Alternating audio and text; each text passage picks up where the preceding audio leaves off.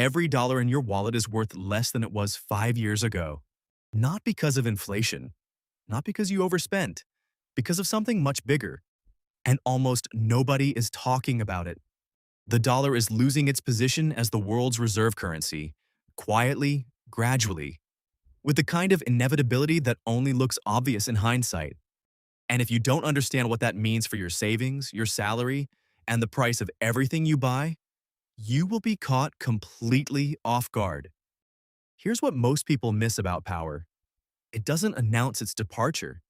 It just thins out, like a tide going out, barely visible until one day the boats are sitting in mud and everyone's asking what happened. Since 1944, the dollar has been the world's anchor currency. Countries held dollars to trade internationally. Oil was priced in dollars.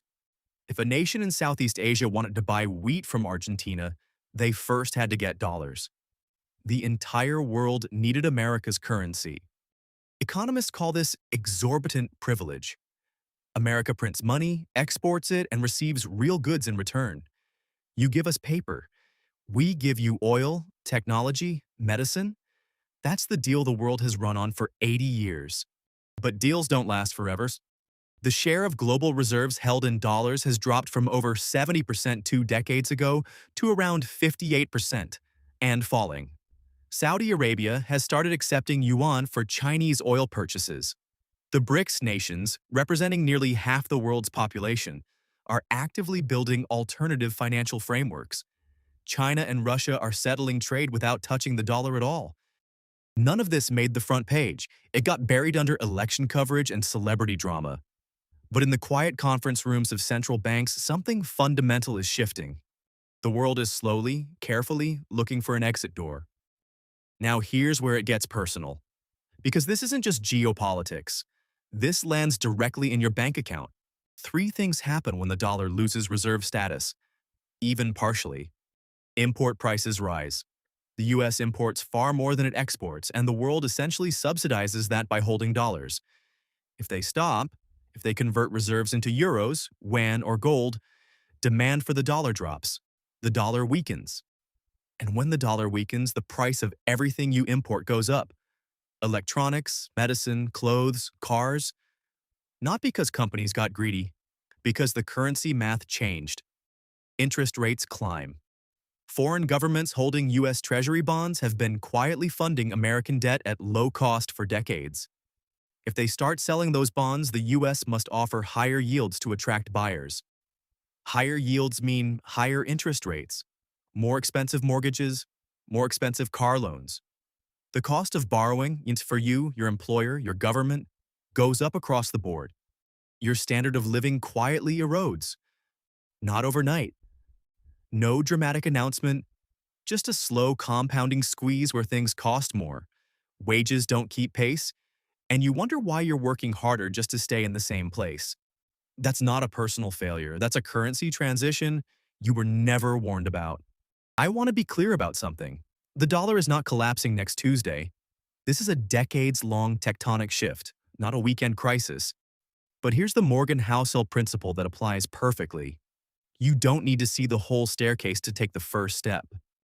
You don't need to know exactly when the dollar loses dominance. You just need to know it's directionally happening and position yourself before the crowd catches on.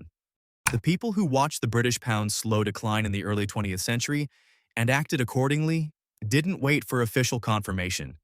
They understood the pattern, read the incentives, and moved early. The people who waited for consensus, they got crushed. So what does this actually look like for an ordinary person? 1. Diversify your currency exposure. Holding 100% of your savings in a single weakening currency is a risk you're not being compensated for. International index funds, gold, commodities, these have held value across every major currency regime transition in history. 2. Own real assets, not just numbers. Real estate, equity in businesses, physical commodities. These don't disappear when a currency weakens. A stake in a company earning revenue across multiple currencies is naturally hedged against dollar decline. James Clear talks about systems over goals. And the system that has worked across every economic era is simple. own things, not just claims to things. 3. Understand what you're actually earning. If your salary is in dollars and dollars are weakening and prices are rising, your real wage is declining even if the number on your paycheck stays the same. This is why people feel poor without being able to explain it. Once you see it, you can negotiate smarter, price your skills differently, and make sharper decisions about debt.